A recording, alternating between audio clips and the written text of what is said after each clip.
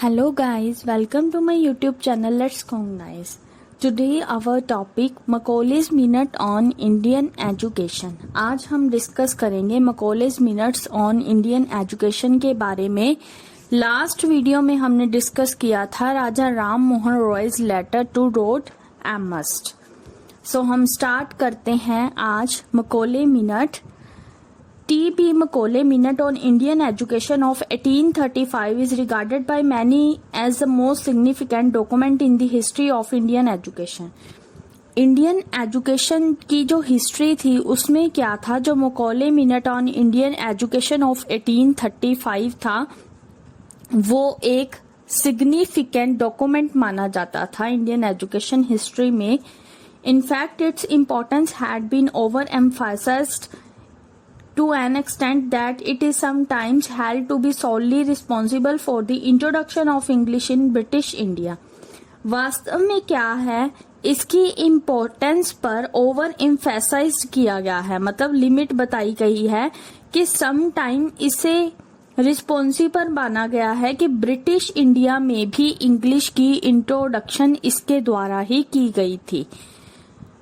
ये था हमारा फर्स्ट पैराग्राफ जिसमें 2 ही लाइंस डिस्कस की गई हैं कि ये एक सिग्निफिकेंट डॉक्यूमेंट माना गया है हिस्ट्री ऑफ इंडियन एजुकेशन में. और सेकंड लाइन में क्या बताया गया है कि यही over emphasised to an extent, मतलब लिमिट बताई गई है, इसकी एक सीमा बताई गई है. एक्सटेंट होता है सीमा, कि यही रिस्पॉन्सिबल है मकोले ही जिसने ब्रिटिश इंडिया में भी इंग्लिश की इंट्रोडक्शन की है काफी हद तक, एक एक्सटेंट तक. नाउ हम स्टार्ट करते हैं second paragraph. It would be unfair to other workers in the field if we hold this view. यह क्या है, अनफेयर है दूसरे वर्कर्स के लिए, जैसे C.E. Trevelyan. अगर हम इस व्यू को देखते हैं, however, हालांकि the minute can be seen as a watershed that not only governed the education policy of the British administration after 1835 but also reflected a crucial change in the strategy of control and subjugation of the native population. ये जो minute है हम इसे एक watershed की तरह भी देख सकते हैं. इसे अकेला एजुकेशन पॉलिसी के लिए ही गवर्न नहीं किया गया ब्रिटिश एडमिनिस्ट्रेशन की 1835 के बाद, बल्कि यह क्या है, एक चेंजेस आया है कंट्रोल एंड सब्जुगेशन की स्ट्रेटेजी में. मतलब इनका मतलब है कि यह एक वाटरशेड की तरह है, हम देख सकते हैं. इसे अकेला एजुकेशन पॉलिसी के लिए ही गवर्न नहीं किया गया ब्रिटिश एडमिनिस्ट्रेशन की 1835 के बाद, बल्कि इसमें क्या है, कंट्रोल की और सब्जुगेशन ऑफ नेटिव पॉपुलेशन की स्ट्रेटेजी में काफी चेंजेस आई हैं. On the face of it the issue of control and repression appears to be wholly external to Macaulay famous discussion on the benefit of giving English education to the native of India.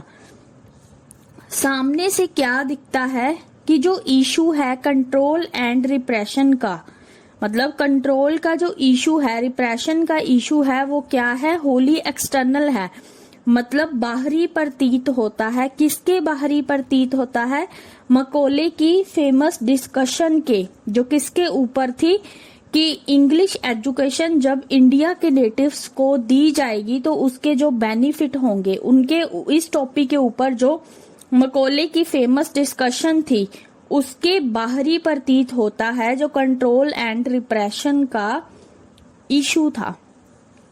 The discussion confront us with the fact that are totally contrary to the idea suppression of any potential dissatisfaction among the Indian masses.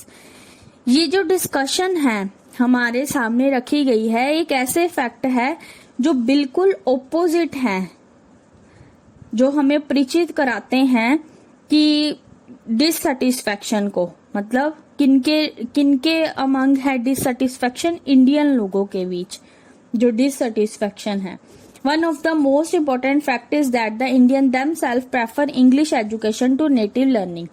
इसका सबसे most important fact क्या है कि India के लोग खुद ही English education, मतलब learning के लिए इंग्लिश एजुकेशन को प्रेफर कर रहे हैं.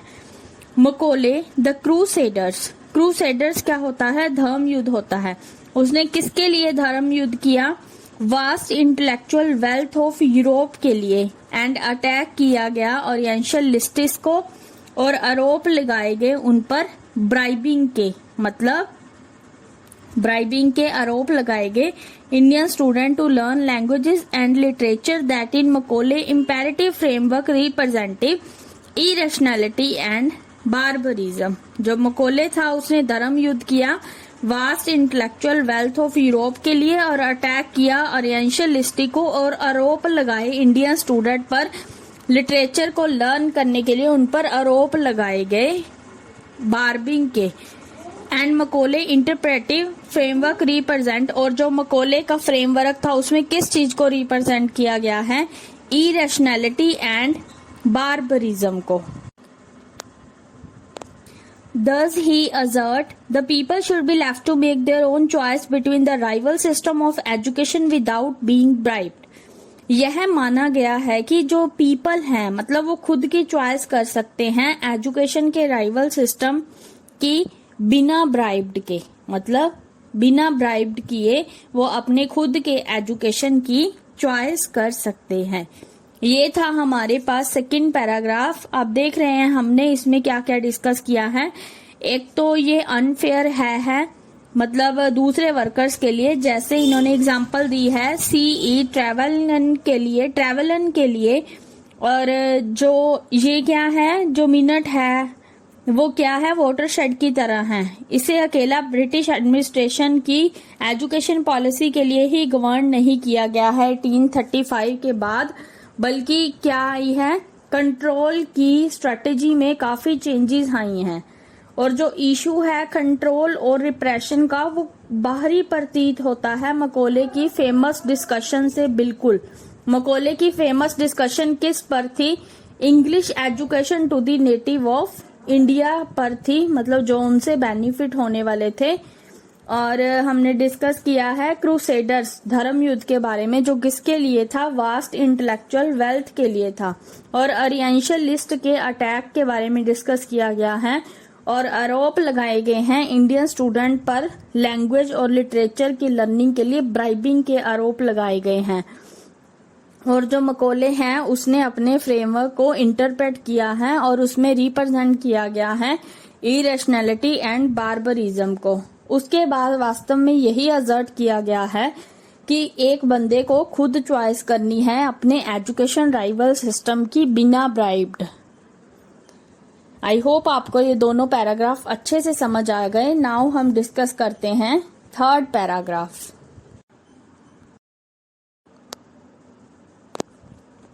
But the most important fact of Macaulay is the incontrovertible superiority of the English literature, language and science of Oriental learning। Most important fact क्या है मकोले का, मिनट का? यही है कि superiority है उसमें इंग्लिश लिटरेचर लैंग्वेज की और ओरिएंटल लर्निंग के लिए साइंस की। This conviction of Macaulay propels him to swift conclusion that all the literature of the East are not worth a single shelf of a good European library। मकोले ने किस चीज का conclusion निकाला है कि जितने भी लिटरेचर हैं ईस्ट के उसमें कुछ भी वर्थ नहीं है, मतलब एक सिंगल शेल्फ भी इतना अच्छा नहीं है, मतलब यूरोपियन लाइब्रेरी में एक सिंगल शेल्फ भी अच्छी नहीं है, मतलब गुड नहीं है, एक भी लिटरेचर नहीं है काम का। Macaulay finds the vernacular so poor in their vocabulary that no useful instruction can be given in this language. Macaulay ने किस चीज को फाइंड किया? मतलब जो वर्नाकुलर्स हैं काफी पुअर हैं वोकैबुलरी को यूज करने में, मतलब वो खुद की इंस्ट्रक्शन को भी उस लैंग्वेज में नहीं दे सकते, मतलब लैंग्वेज की वोकैबुलरी उनकी काफी ज्यादा पुअर है, काफी लो है। Thus the rejection of indigenous literature and language and their replacement by English is the only course available to the enlightened colonialist educationist। तो क्या किया गया? रिजेक्शन की गई इंडिजिनियस लिटरेचर की एंड लैंग्वेज की और उसे रिप्लेस किया गया इंग्लिश द्वारा, मतलब उनकी जगह पर किस लैंग्वेज को लाया गया? इंग्लिश को, एक तरह के कोरस की तरह। और ये कहाँ पर अवेलेबल था? इनलाइटेंड कॉलोनियल एजुकेशनिस्ट के लिए अवेलेबल था। The minute also encapsulate the concept of the white man's burden. ये जो मिनट है इसने वाइट मैन के बर्डन को भी इनकैप्सुलेट किया है। The messianic responsibility of enlightened Europe to inculcate modern values among the less civilised communities. और क्या है रिस्पॉन्सिबिलिटी दिखाई है इनलाइटेंड यूरोप की, क्या रिस्पॉन्सिबिलिटी है उनकी कि मॉडर्न वैल्यूज को बताना लेस सिविलाइज्ड कम्युनिटी में। मतलब जो कम्युनिटीज लेस सिविलाइज्ड हैं उनको उनकी मॉडर्न वैल्यूज के बारे में बताना और उनके बर्डन को कम करना। Macaulay predict that this process of acculturation will make the native forget their inferior culture past and facilitated culture assimilation। Macaulay ने किस चीज की प्रोसेस को प्रेडिक्ट किया है? एक्यूलरेशन की प्रोसेस को। और जो नेटिव है वो अपनी इंफीरियर कल्चर को भूल गए हैं, मतलब पास्ट के कल्चर को, और फैसिलिटी दी गई है कल्चर असिमिलेशन की। The new native who will emerge after receiving English education will be Indian in blood and color, but English in taste, in opinion, in moral and in intellect। जो new native है, जो English education को सीखने के बाद ही emerge हुए हैं, मतलब इंग्लिश सीखने के बाद ही उभरे हैं, वो कैसे हो सकते हैं? Indian in blood and colour. Indian है, जो उनकी इंडियननेस है वो उनके ब्लड और कलर में होएगी, बट जो इंग्लिश है उनके टेस्ट में, उनके ओपिनियन में, उनके मोरल में और उनकी इंटेलेक्ट में होएगी। This culture intolerance and the consequent plea for culture subsumption are transmitted in the guise of imperial generosity. और जो कल्चर इंटॉलरेंस पाई गई है और इसका रिजल्ट क्या है? कल्चर सबसमेशन है और इसे ट्रांसमिट किया गया है इंपीरियल जनरोसिटी में, मतलब एक शाही जनरोसिटी में। The assumption that the great wealth of the European intellectual heritage been offer to Indian is implicit in the historical parallel that the Macaulays draws between Renaissance England and the 19th century India. इसमें क्या है? मकॉले ने किस चीज को draw किया है? मतलब हिस्टोरिकल की पैरेलल को ड्रॉ किया गया है रिनाइसेंस इंग्लैंड, मतलब पुनर्जागरण, इंग्लैंड के पुनर्जागरण एंड 19th सेंचुरी इंडिया के बीच मकॉले ने ड्रॉ किया गया है हिस्टोरिकल पैरेलल, मतलब यूरोपियन इंटेलेक्चुअल हेरिटेज को, जिसने ऑफर किया था हिस्टोरिकल पैरेलल को। He argues that the Englishman of Renaissance England embraced the ancient Greek and Latin learning, rejecting their medieval Anglo-Saxon culture। इसमें क्या है? जो इंग्लिशमैन है रिनाइसेंस इंग्लैंड के, मतलब पुनर्जागरण इंग्लैंड के जो इंग्लिशमैन है उन्होंने इम्ब्रेस किया है, मतलब किस चीज को अपनाया है? Ancient Greek and Latin learning को। और रिजेक्ट किसे किया है? medieval Anglo-Saxon कल्चर को। This analogy facilitates Macaulay's conclusion that what Greek and Latin were to the contemporaries of Moore and Escom, our tongue is to the people of India। और Macaulay ने इसका conclusion क्या बताया है कि Greek और Latin contemporary, more and एस्कम, और जो हमारी टंग है वो इंडिया के लोगों के लिए ही यूज होगी, मतलब इंग्लिश के लिए ही यूज होगी इंडिया के लोगों की टंग। ये था हमारे पास 3rd पैराग्राफ। आई होप आपको ये अच्छे से समझ आ गया। एक बार हम रिवाइज कर लेते हैं, हमने इसमें किन किन चीजों को डिस्कस किया है। एक तो मकौले ने बताया है कि इंग्लिश लिटरेचर लर्निंग की स्पिरिटी के बारे में और ओरिएंटल लर्निंग के लिए साइंस के बारे में। और जो यूरोपियन लाइब्रेरी की बात की गई है उसमें एक सिंगल शेल्फ भी गुड नहीं है। उसने वर्नैकुलर को पुअर एंड काफी लो बताया है वोकैबुलरी की यूसेज में, मतलब लैंग्वेज की यूसेज में। और उसने इंग्लिश के द्वारा रिप्लेस किया है इंडिजिनस लिटरेचर एंड लैंग्वेज को। और वाइट मैन्स बर्डन के बारे में बात की गई है, उनके बर्डन को इनकैप्सुलेट किया गया है। और रिस्पॉन्सिबिलिटी क्या बताई है कि लेस सिविलाइज्ड कम्युनिटी के बीच मॉडर्न वैल्यूज को रेज करना। और उसने बताया है कि जो नेटिव इंग्लिश एजुकेशन सीखने के बाद ही इमर्ज हुए हैं, उभरे हैं, वो इंडियन अपने ब्लड और कलर में होंगे, बट इंग्लिश है जो उनके taste, opinion, morals and intellect में होगी। और क्या है, इंटॉलरेंस, कल्चर इंटॉलरेंस के बारे में डिस्कस किया गया है और इसका रिजल्ट क्या है, कल्चर सबसमेशन है और ट्रांसमिट किया गया है उसे एक शाही जनरोसिटी में। और बताया गया है English man of renaissance England ने है इम्ब्रेस किया है ancient Greek and Latin learning को और रिजेक्ट कर दिया था उन्होंने मिडीवल एंग्लो सैक्सन कल्चर को। ये था हमारे पास थर्ड पैराग्राफ। आई होप आपको अच्छे से समझ आ गया। नाउ हम डिस्कस करते हैं next paragraph. The Macaulay in the minute present an image of an imperial policy devoted to the welfare of the Indian subject of the British Empire। जो Macaulay था मिनट में उसने क्या है, इंपीरियल पॉलिसी को present किया है, मतलब शाही पॉलिसी की इमेज को प्रेजेंट किया है, जिसे किसके लिए डिवोट किया गया था, ब्रिटिश एम्पायर के इंडियन सब्जेक्ट की वेलफेयर के लिए। Firmly convinced of the civilising mission of the empire servant, he charges the Orientalists with not only dereliction of their imperial duties but of erecting barriers in the way of progress and modernization of Indian society।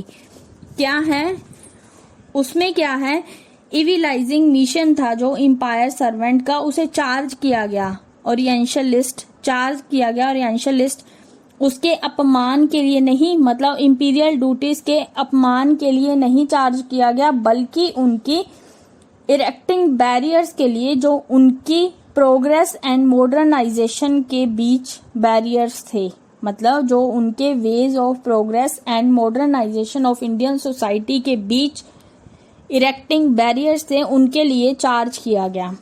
Late us now examine Macaulay minute critically in the light of post colonial theory.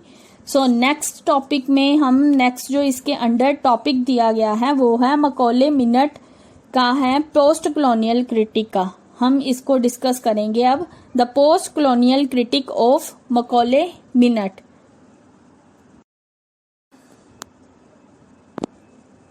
Macaulay was severely criticized by the English Orientalists for his rhetorical condemnation of Indian culture।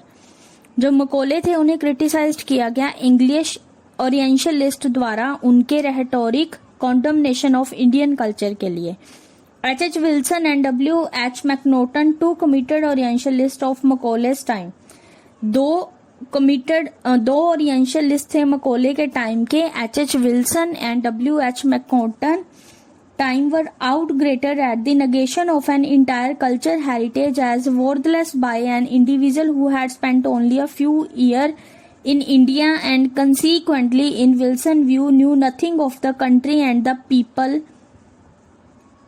क्या है, ये आउटग्रेडेड थे, इन्होंने क्या था, बिल्कुल नकार दिया था पूरे कल्चर हेरिटेज को और उसे वर्थलेस बताया गया था इंडिविजुअल द्वारा, मतलब उनका ये कहना था। और उन्होंने क्या है, इंडिया में कुछ ही ईयर स्पेंड किए थे और उनका रिजल्ट क्या निकला। विल्सन ने क्या व्यू बताया कि उन्हें कुछ भी नहीं पता है, ना ही कंट्री के बारे में और ना ही लोगों के बारे में। ये उनका कहना था कि लोगों को कंट्री और दूसरे लोगों के बारे में बिल्कुल भी नहीं पता है। जो आउटरीच हो रही थी forms the basis of the most post colonial critiques of the hegemonic mode of imperial thinking. ये किसके बेस पर था, पोस्ट कॉलोनियल क्रिटिक था जो हेगमोनिक मोड ऑफ इंपीरियल थिंकिंग का, शाही सोच का जो हेगमोनिक मोड था उसके बेस पर था। This kind of critique contains reflection on the arrogance of the imperial ideological practice. ये जो इस तरह के क्रिटिक की काइंड, जिसमें क्या था, रिफ्लेक्शन थी, मतलब अहंकार था, अरोगेंस थी, अहंकार था शाही आइडियोलॉजिकल प्रैक्टिस का। The complete want of regard, ignorance of an entirely different culture, a refusal to understand culture distinctiveness etcetera. वो कंप्लीटली क्या चाहते थे, इग्नोरेंस चाहते थे, मतलब पूरे कल्चर की। ये जो ओरिएंटलिस्ट थे ये कंप्लीटली मतलब डिफरेंट कल्चर की इग्नोरेंस चाहते थे और रिफ्यूजल चाहते थे कल्चर डिस्टिंक्टिवनेस की अंडरस्टैंड के बारे में भी। उन्हें कल्चर के बारे में कुछ भी समझ नहीं आ रहा, ना ही उन्हें उनके डिस्टिंक्टिवनेस के बारे में कुछ भी पता चल रहा है।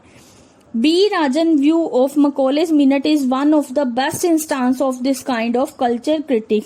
जो बी राजन था उनका व्यू क्या था मकौले के लिए, कि जो मकौले मिनट है वो एक ऐसी टाइप है, ऐसा बेस्ट इंस्टांस है जिसमें कल्चर क्रिटिक के बारे में सब अच्छे से पता चल रहा है। मतलब ये बेस्ट काइंड है कल्चर क्रिटिक की।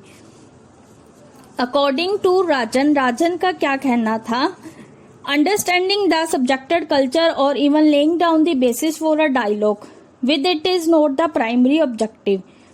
उन्होंने क्या कहा है कि एक सब्जेक्ट को समझना, मतलब कल्चर के सब्जेक्ट को समझना, ये डायलॉग के बेस पर नहीं है, ये इसका प्राइमरी ऑब्जेक्टिव नहीं है। The Anglicist view based on the imperial assumption. जो एंग्लिसिस्ट व्यू है वो किसके बेस पर है, इंपीरियल एजम्पशन ऑफ सुपीरियरिटी के बेस पर है। Then in its nature can not be dialogic, is less concerned with word understanding than with remaking the word in the western image। ये क्या है, ये जो नेचर है इसका डायलॉजिक नहीं हो सकता और इसे वर्ड अंडरस्टैंडिंग के बारे में कम ही पता है, किसके, less than with the remaking the word in the western image. मतलब एक वर्ड को रीमेक करना है वेस्टर्न इमेज के साथ, मतलब उसे वेस्टर्नाइजेशन की नॉलेज देनी है और वेस्टर्न की तरह ही बनाना है। ये था हमारा post colonial critique of Macaulay minute. Now हम रीड करते हैं इसका last paragraph. It may be noted that the critique concentrates only on the discursive practice of the imperial power. यह नोट किया गया है कि जो क्रिटिक है वो कंसंट्रेट करते हैं सिर्फ डिस्कर्सिव पर, इंपीरियल पावर के डिस्कर्सिव प्रैक्टिस पर। It doesn't focus upon the material benefit. ये मटेरियल का बेनिफिट नहीं देख रहे।